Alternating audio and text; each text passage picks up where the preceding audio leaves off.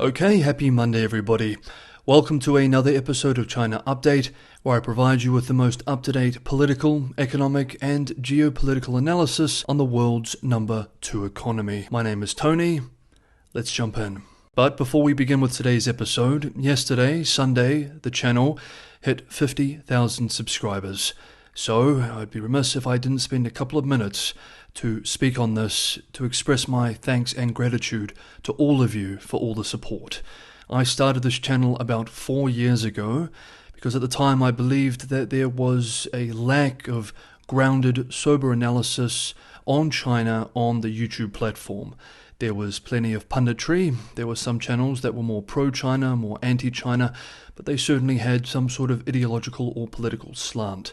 I felt that the platform was in need of something that was focused more on facts and analysis, and so I thought that maybe I could do that.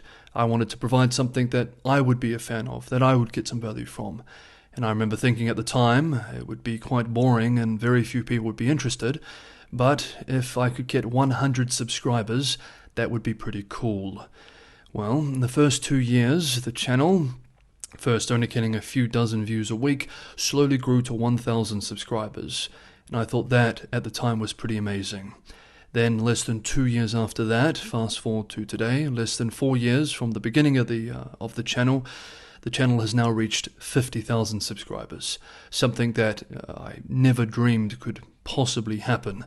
I never thought that so many of you would spend your time every day listening to me talking about China with my monotone voice and delving into some of the least sexy aspects, but from my perspective, most salient and important parts of the country to follow, especially on the financial and economic side. This channel is a lot of work. It's about 4 to 5 hours a day, which used to take me longer, but I've optimized the process. It involves the review and the reading of hundreds of documents, mostly in Mandarin, every week. I have 6 episodes that I release every day at the same time, 8:30 p.m. Beijing Standard Time, which is the afternoon in Europe, and first thing in the morning for those viewers who are in North America. This is, like I said, done every day, 6 days a week, without fail for almost 4 years. But never, not once, has this channel felt like a chore or a burden.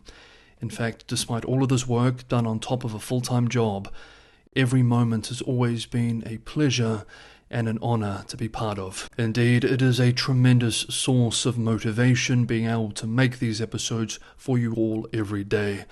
I do not take it for granted, and I deeply appreciate all of you taking your time to listen.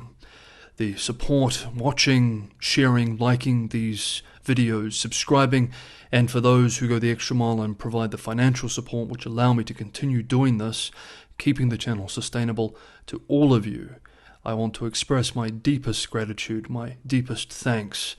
I promise that I will continue to produce episodes as I always have, with a commitment to a grounded and sober analysis. This will not be a channel of punditry, even though there is probably many more views in taking that route. I do remain committed to this style of content, to this style of channel. I hope that I can continue to add that value for you all. Once again, my deepest thank you. Let's begin with today's episode. This Thursday, after a 3-year hiatus, the so-called Australia-China high-level dialogue will be held in Beijing. Australian Foreign Minister Penny Wong, in a statement over the weekend, confirmed the bilateral forum would be going ahead, which she described as, quote, a platform for senior representatives from industry, government, academia and other areas to discuss issues ranging from trade and investment to regional and international security. End quote. This announcement is the latest of several moves suggesting re-normalization of relations between the two Asia-Pacific nations. Relations which greatly deteriorated in 2020 after Beijing imposed heavy trade restrictions on Australia in response to the then Prime Minister Scott Morrison's calls for an international inquiry into the origins of the pandemic. Even before this, however, ties had been strained. From 2017, Canberra became increasingly concerned over foreign interference in domestic politics, leading to several policies, including the banning of Chinese firms from participation in the national rollout of 5G. In 2019, Beijing's response to the then Hong Kong protests also caught public attention, once again triggering debates about how to react to a rising China in the region. Since the election of the current left-wing government, tensions have slowly eased. This year, Beijing has lifted some restrictions on Australian goods, and the current Prime Minister has been invited to visit the country. However, public attitudes towards China and its government, like so many across the developed world now, remains largely negative. Australia's Wong expressed with the announcement over the weekend, quote, "This is the first time the dialogue has been held since early 2020, and it represents another step towards increasing bilateral engagement and stabilizing our relationship with China." End quote. China's former foreign minister, Li Jiaxing, will lead the Chinese delegation. Full disclosure, I have worked with Li in the past in Track 2 New Zealand-China dialogues. As you can see from this photo, this was when I was a much younger and much thinner man. The Australian delegation will be led by former centre-left Trade Minister Craig Emerson, with former centre-right Foreign Minister Julie Bishop also attending. With the announcement, Emerson expressed, quote, "The dialogue has been an opportunity to deepen mutual understanding with Chinese participants and to find common ground. I am proud to lead the Australian delegation and contribute to our government's efforts to stabilise the relationship with China." End quote. Okay, next up, the latest issue of the flagship party ideology publication, 九事, leads with a June speech from General Secretary Xi Jinping on culture, cultural confidence, and the so-called second integration, that is, the integration of Chinese culture with Marxism. The article expresses that a comprehensive and profound understanding of the history of Chinese civilization is essential to promoting the creative transformation and development of fine traditional Chinese culture more effectively and to developing modern Chinese civilization. It is important for us from time to time to examine key ideology statements and documents published by the party. This ideology has a direct impact on policy debate, but it also tells us how China's political elite are articulating the worldview which it then presents to the wider public. So let us observe some of the salient points in the Xi speech in this 九事 article. Some of these themes will be very familiar to regular viewers, and indeed some are quite susceptible to refutation. However, this is not our purpose here, we are simply taking note. State-run Xinhua explains that the article, quote, summarizes 5 prominent features regarding Chinese civilization: continuity, innovativeness, unity, inclusiveness, and peaceful nature. End quote. On the theme of continuity, Xi expressed, quote, Chinese civilization is the only great civilization in the world that has continued uninterrupted and developed to this day in the form of a country. The continuity of Chinese civilization fundamentally determines that the Chinese nation must go its own way.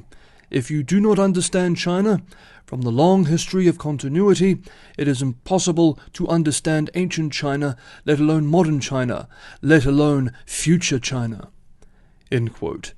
Next, Xi argues that Chinese civilization has outstanding innovation, expressing on this theme, quote, Chinese civilization is a civilization that is innovative and new, and is intertwined with deep and turbulent waves.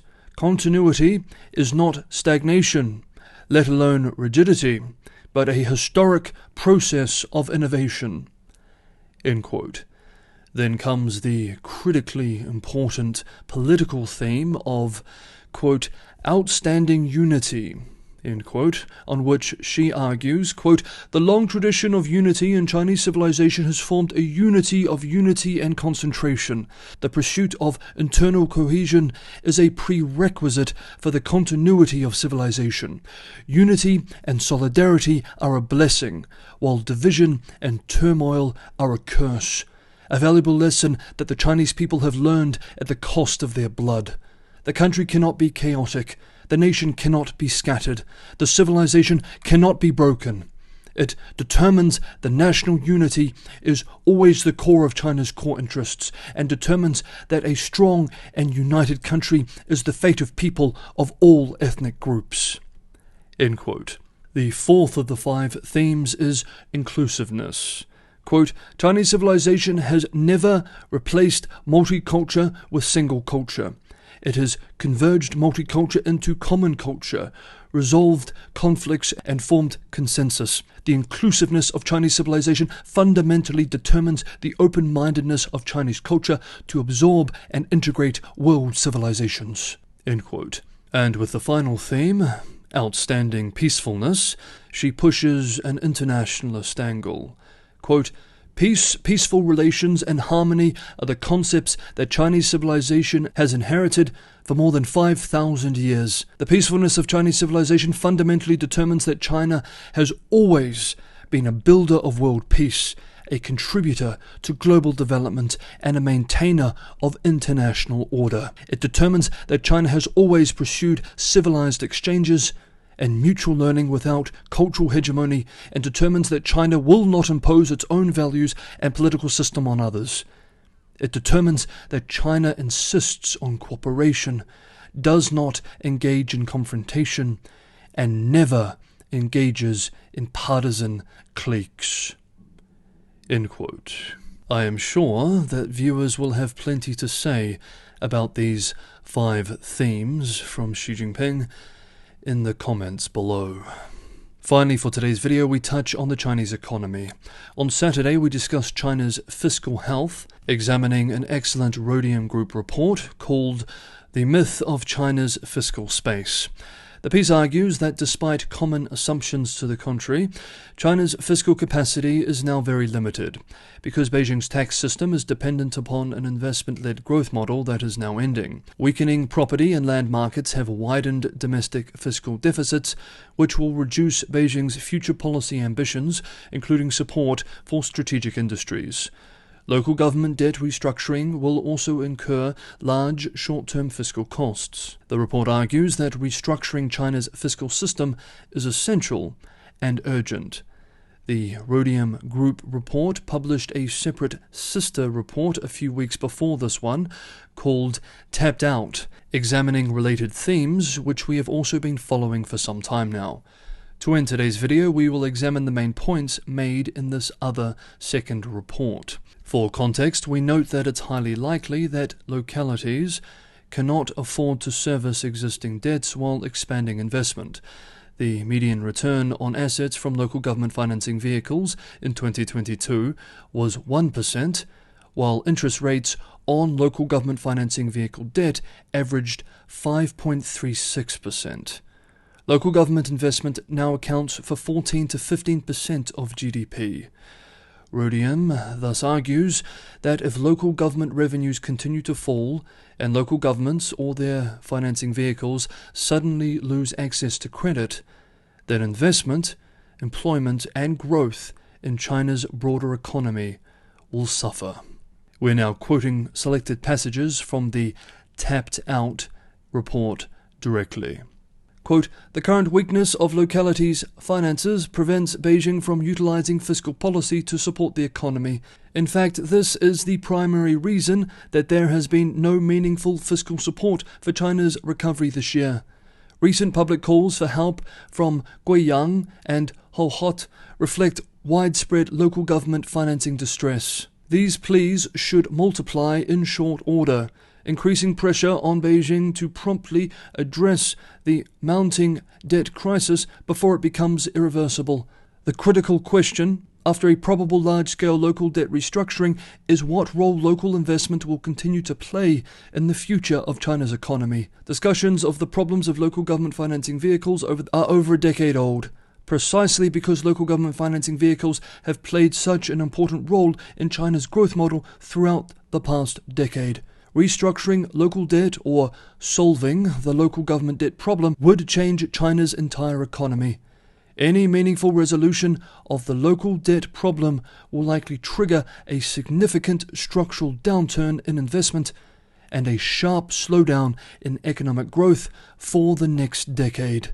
The most important variables impacting China's economic growth over the next 2 years will be the success or failure of local government debt restructuring and Beijing's approach to the role of local government investment within China's economy in the future.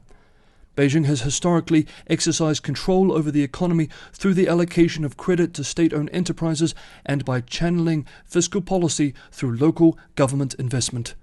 Local government issues threaten these traditional levers of control. The current course, which China has used as an intrinsic element of its growth model over the past 2 decades, has reached its terminus, with more and more localities likely to follow the path of Guiyang and Hohhot in requesting bailouts. A collapse in local government investment would be comparable to the economic impact of the crisis in the property market. End quote. Okay, that is today's episode of China Update. Thank you so much everybody for watching. Have a wonderful Monday, and I will see you all tomorrow.